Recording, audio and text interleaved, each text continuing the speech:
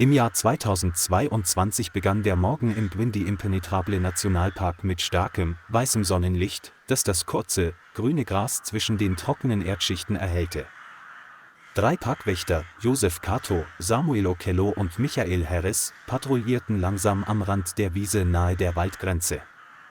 Joseph und Samuel waren 2 erfahrene schwarze Parkranger, deren Augen stets auf die geringste Bewegung gerichtet waren. Michael Harris, ein 65-jähriger weißer Parkranger, ging langsam, aber stetig, sein Gesichtsausdruck verriet die Müdigkeit der Erfahrung. Alle 3 trugen ihre bekannten blauen Uniformen, Schweißperlen glänzten unter der intensiven tropischen Sonne. Der Ort wirkte absolut friedlich, nur das Zirpen der Insekten und ein sanftes Rauschen einer Brise in den Bäumen waren zu hören. Michael blieb plötzlich stehen, als er von vorn ein leises, schwaches Geräusch hörte. Joseph bedeutete allen mit einer Geste, still zu sein, sein Blick war auf einen großen, einsamen Baum gerichtet. Keiner der 3 ahnte, dass dieser Moment ihr Leben für immer verändern würde. Unter dem uralten Baum lag ein alter, rostiger Eisenkäfig einsam mitten auf der weiten Wiese. Im Inneren des Käfigs saß ein dünner, abgemagerter Gorilla zusammengekauert, sein Fell war zerzaust, seine Augen müde. Sein Körper wies zahlreiche kleine Kratzer auf, Anzeichen von Krankheit und anhaltender Erschöpfung.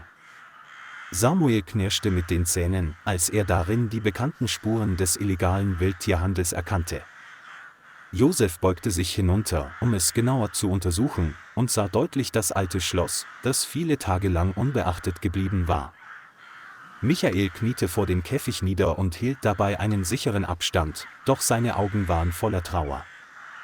Er sprach leise, seine Stimme warm und beruhigend, als wolle er ein verängstigtes Wesen besänftigen. Der Gorilla hob den Kopf und blickte ihn an, in seinen tiefen Augen spiegelten sich sowohl Angst als auch ein Flehen um Hilfe wider. In diesem Moment begriff Michael, dass er nicht einfach weggehen und sich abwenden konnte. Die 3 Ranger wechselten schnell Blicke und tauschten ihre jahrelangen Erfahrungen aus der Zusammenarbeit aus.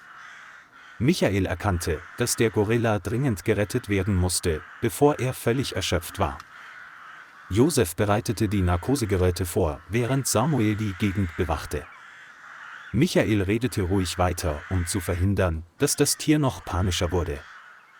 Die Injektion wurde sorgfältig und unter Verwendung der korrekten Dosierung für große Primaten verabreicht. Der Gorilla entspannte allmählich seinen Körper, seine Atmung beruhigte sich im hellen Sonnenlicht. Samuel hielt sich fest an der Käfigtür, während Joseph das verrostete Schloss aufschloss. Michael war stets in der Nähe und bereit einzugreifen, falls etwas schiefgehen sollte. Als der Gorilla still dalag, atmeten alle 3 schweigend erleichtert auf. Der Gorilla wurde vorsichtig hochgehoben und in das Spezialfahrzeug der Station gesetzt. Joseph und Samuel arbeiteten nahtlos zusammen, jede Bewegung war präzise und anmutig. Michael saß den ganzen Weg zurück zur Rangerstation neben dem Tier. Seine Hand ruhte nahe ihrer Schulter, keine feste Berührung, aber stets präsent. Das Auto rollte langsam über den grasbewachsenen Rasen und die holprige Schotterstraße. Das Sonnenlicht schien direkt auf die Ladefläche des Lastwagens und enthüllte jede einzelne ausgefranste Fellsträhne. Michael beobachtete den Atem des Gorillas, seine Augen verließen ihn keine Sekunde lang. Er hatte in seinem Leben schon viele Primaten gerettet, aber diesmal fühlte es sich ganz anders an. Es scheint, als hätte sich von Anfang an ein unsichtbares Band zwischen ihnen gebildet. In der Rangerstation wurde der Gorilla direkt in den spezialisierten Behandlungsraum gebracht.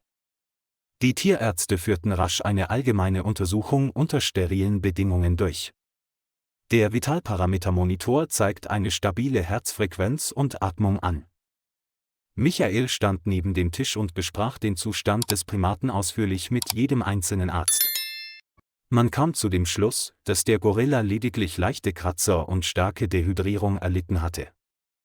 Es wurden keine inneren Organverletzungen oder bleibenden Schäden festgestellt. Dem Tier wurden intravenöse Flüssigkeiten und milde Antibiotika verabreicht, um seine Genesung zu fördern.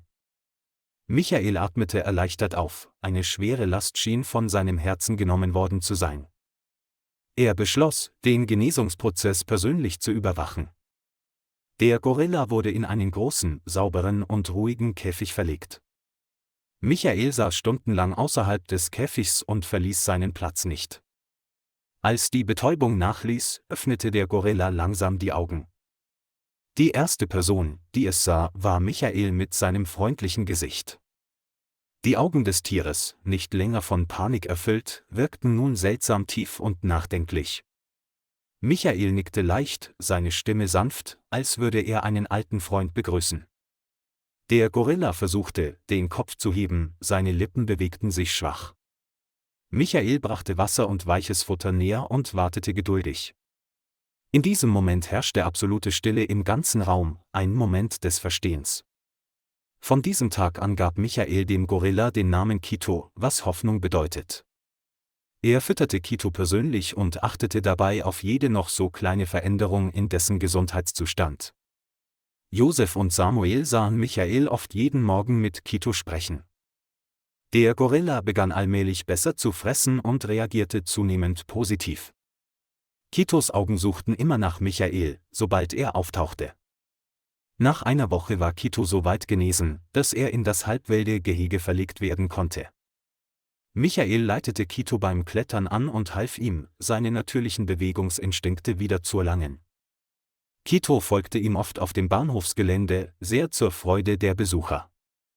Doch Michael wahrte stets seine Grenzen, denn er wusste genau, dass der Tag des Abschieds kommen würde. Im Laufe der Monate wurde Kito immer gesünder und agiler. Sein zuvor struppiges Fell ist nun wieder dicht und glänzend. Michael beobachtete aus der Ferne, wie Kito geschickt die Holzkonstruktionen erklomm. Josef und Samuel erkannten, dass Christus bereit war, zur Natur zurückzukehren. Die Entscheidung, Kito freizulassen, wurde nach einer eingehenden Prüfung getroffen. An einem strahlend sonnigen Morgen rollte das Auto wieder einmal in den tiefen Wald hinein. Michael saß schweigend da, seine Hand umklammerte sanft seinen abgenutzten Hut. Er wusste, dass dieser Abschied nicht einfach werden würde. Kito saß still da und schien zu ahnen, was gleich geschehen würde. Als sich mitten im Wald die Autotür öffnete, stieg Kito langsam aus. Unerwartet drehte es um und steuerte direkt auf Michael zu. Kito umarmte ihn mit beiden seiner großen Arme. Michael schloss die Augen und erwiderte die Umarmung, als hielte er sein eigenes Kind im Arm. Josef und Samuel standen hinter ihnen und konnten ihre Tränen nicht zurückhalten. Dieser Moment bedurfte keiner Erklärung oder wissenschaftlichen Abhandlung. Nur Dankbarkeit und Zuneigung überwinden die Grenzen der Arten. Die Umarmung dauerte lange genug, um sich in das Gedächtnis aller einzuprägen. Dann ließ Kito sanft ihre Hand los und wandte sich wieder dem Wald zu. Kito ging langsam den unbefestigten Pfad entlang, der tief in den dichten grünen Wald hineinführte. Immer wieder drehte er den Kopf, um Michael anzusehen, der schweigend hinter ihm stand.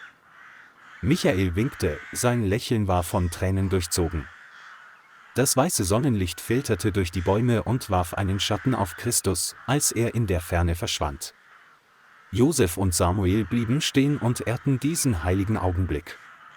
Schließlich verschwand Kito vollständig hinter den uralten Bäumen. Michael senkte die Hände, seufzte, aber seine Augen waren friedlich. Er wusste, dass er für beide Welten das Richtige getan hatte. Das Jahr 2022 endete mit einer Geschichte, die keiner von ihnen vergessen wird.